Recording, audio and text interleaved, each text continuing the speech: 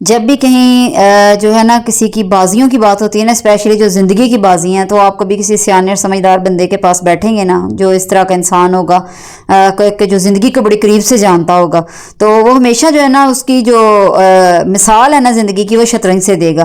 تو اسی طرح میں نے بھی ایک تحریر پڑھی جس میں وہ ایک عورت ہے، تو وہ جاتی ہے ایک جاب انٹرویو کے لیے، تو ظاہر ہے اس کو کوئی مالی مشکلات ہوں گی، تو جاب انٹرویو کے لیے جب وہ جاتی ہے تو وہ اس کے جو باس ہیں جو اس کا انٹرویو لے رہے تھے، تو وہ اس سے پوچھتے ہیں کہ آپ جو ہیں وہ مطلب کہ کتنی جو سیلری ہے اس کی توقع رکھتی ہیں، تو وہ کہتی ہیں کہ کم از کم مطلب میں 90,000 کی جو ہے توقع تو رکھتی ہوں۔ تو وہ ایک دفعہ گھور کے اس عورت کو دیکھتے ہیں کہ ایک تو یہ 90,000 مانگ رہی ہیں اسٹارٹنگ سیلری، اور دوسرا اتنے اعتماد کے ساتھ، تو اس کے جو ہے نا اعتماد سے پھر اس کو خاصی جو ہے وہ دلچسپی ہونے لگ جاتی کہ میں ذرا سے ایک دو سوال اور پوچھوں۔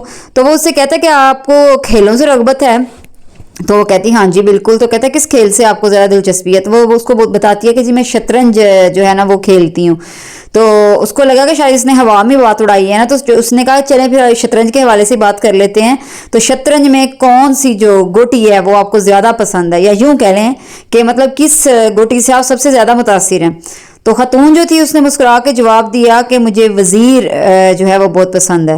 تو آگے سے جو باس ہے وہ کہتا ہے کہ زبردست، لیکن کیوں؟ مطلب کہ جبکہ میرے خیال میں گھوڑے کی چال سب سے منفرد ہے۔ باس نے بڑا جو ہے حیرانگیز آیا اس کو ہی، تو اس نے کہا کہ بے شک گھوڑے کی چال جو ہے وہ بڑی مطلب کہ زبردست ہے، لیکن میں سمجھتی ہوں کہ وزیر میں وہ تمام خوبیاں شامل ہیں جو سب گوٹیوں میں الگ الگ پائی جاتی ہیں، اور وہ پیادے کی طرح ایک قدم چل کر بادشاہ کو بچا لیتا ہے، اور کبھی فیلے کی طرح ترچھا چل پڑتا ہے، اور کبھی توپ بن کر جو ہے وہ بچا لیتا ہے۔ باس جو ہے وہ بڑا متاثر ہو رہا تھا، اور اس نے متاثر کن انداز میں اس سے پوچھا کہ بادشاہ کے متعلق آپ کی کیا رائے ہے؟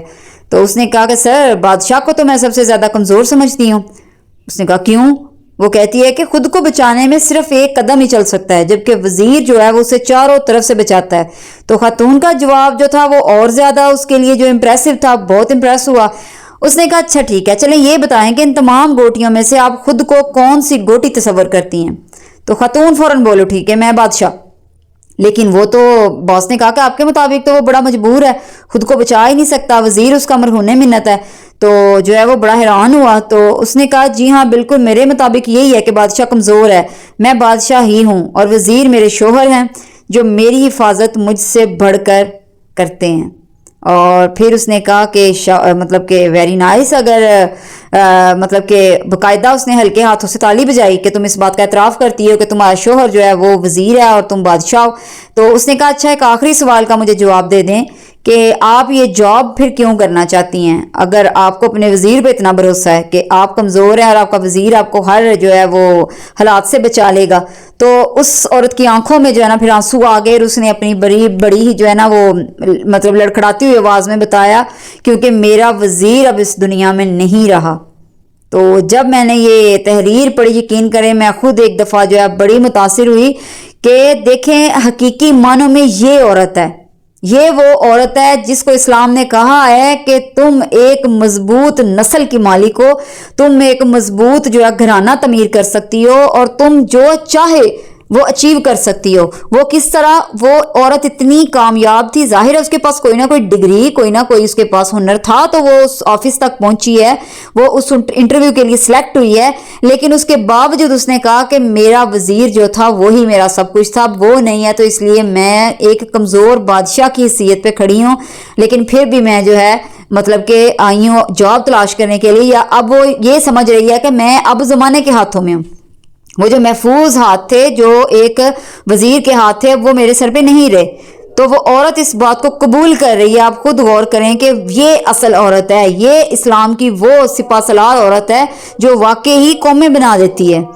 آپ نے اکثر غور کیا ہوگا، بلکہ شاید آپ خود بھی میرے سے بہت سی خواتین اتفاق کریں گی کہ گھر میں جب شوہر جو آپ کو جیب خرچ دیتا ہے یا شوہر کی جیب کے پیسے لگ رہے ہوتے ہیں تو کتنی آپ ہر چیز پہ بچت کر رہی ہوتی ہیں، آپ بچا رہی ہوتی ہیں ادھر سے پیسے بچ جائیں، ادھر سے بچ جائیں، یہ بھی میں خود کر لوں گی، کیا سے پیسے خرچنے۔ لیکن جو ہی ہم اسی شوہر کے ساتھ کبھی باہر جائیں، گھر کا سودا سلف لینے یا ویسے کہ گھومنے پھرنے جائیں، تو کوئی بھی چیز کھانے والی ہو یا پھر کوئی چیز خریدنے والی ہو تو ہم کیسے اس کی طرف دیکھ رہے، تب ہمیں اس کی جیب کا خیال نہیں ہوتا، کیونکہ وہ ایک اعتماد ہوتا ہے، وہ ایک گارڈ ہوتا ہے जो तब आपके साथ होता है, तब आपको कोई फिक्रें नहीं होती। वो जो कहते हैं ना एक दलेरी का थापड़ा आपके कंधे पे होता है कि कोई बात नहीं, अगर तुम्हें अच्छा लग रहा है तुम ये चीज़ खरीद लो, तुम ये कर लो।